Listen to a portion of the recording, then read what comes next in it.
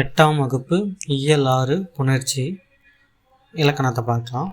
தமிழ் அமுதம் ஆகிய இரு சொற்களையும் சேர்த்து சொல்லி பாருங்கள். தமிழ் அமுதம் என்று ஒலிக்கிறது அல்லவா? இவச்சொல் முதலில் உள்ள சொல்லை நிலைமொழி என்றும் அதனுடன் வந்து சேரும் சொல்லை வருமொழி என்றும் கூறுவர். அதாவது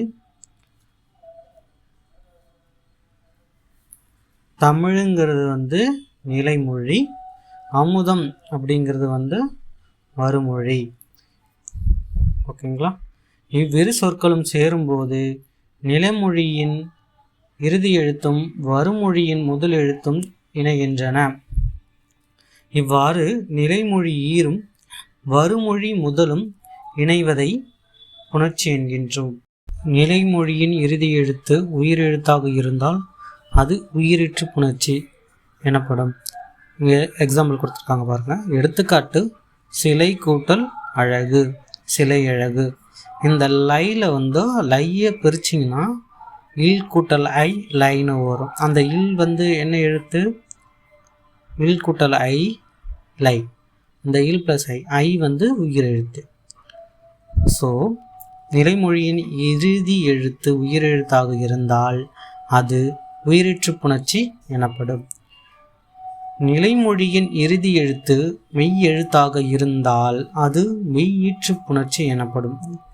எடுத்துக்காட்டு மண் கூட்டல் அழகு மண்ணழகு. இந்த இன்னு வருதுங்க இல்லையா? இன் ஒரு மெய் எழுத்து. எனவே மண் கூட்டல் அழகு மண்ணழகு. வருமொழியின் முதல் எழுத்து உயிரெழுத்தாக இருந்தால் அது உயிர் முதல் புணர்ச்சி எனப்படும். எடுத்துக்காட்டு பொன் கூட்டல் உண்டு பொன்னுண்டு. இதில் பார்த்தீங்கன்னா முதல் எழுத்து பாருங்கள். வருமொழியில் முதல் எழுத்து பாருங்கள். உண்டு ஊங்கிறது என்னது?